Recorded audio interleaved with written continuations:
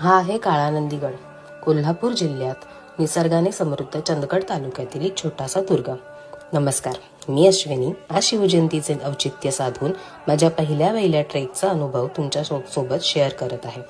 काळानंदीगड समुद्र सपाटीपासून सुमारे 1015 मीटर उंच, पश्चिमेस पारगड आणि ताम्रपर्णी नदी व पूर्वेस गंधर्वगड यांच्यासोबत सह्याद्रीच्या घनदाट जंगलांच्या कुशीत वसलेला हा छोटासा दुर्ग.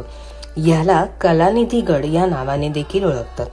आपल्या महाराजांनी वसवलेल्या 111 गडांच्या यादीत या गडाची नोंद आहे. सिंधुदुर्ग व गोव्यात उतरणाऱ्या घाटांवर लक्ष ठेवण्यासाठी या गडाची निर्मिती केली गेली असावी.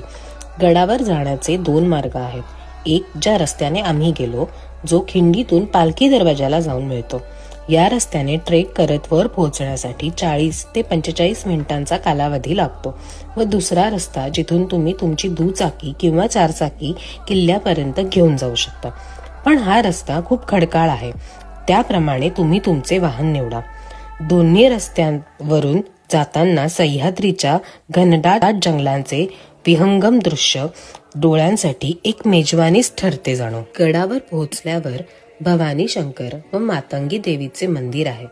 तसेच ढासळलेल्या अवस्थेतील बुरुज, दरवाजे तसेच वाड्यांचे अवशेष आहेत. गडावर एक छोटीशी विहीर देखील आहे, जिला 12ही महिने पाणी आटत नाही. हे एक आश्चर्यच म्हणावे लागेल, नाही? गडावरून दिसणारा सूर्योदय व सूर्यास्त यांचं सौंदर्य अवर्णनीय आहे आणि सकाळ सकाळी गडावरून आजूबाजूच्या परिसराने ओढलेली धुक्यांची चादर बघताना डोळ्याला एक वेगळीच सुखप्राप्ती होते. या गडावर कसे पोहोचावे, कोणकोणते मार्ग आहेत, तसेच ह्याच्या आजूबाजूला निसर्गरम्य चंदगड तालुक्यात अजून कोणती प्रेक्षणीय स्थळं आहेत, हे आपण जाणून घेऊया पुढच्या व्हिडिओमध्ये. त्यासाठी माझ्या पेजला फॉलो करा. व्हिडिओ आवडल्यास नक्कीच तुमच्या मित्रमैत्रिणींसोबत शेअर करा, ज्यांना भटकंतीची आवड आहे.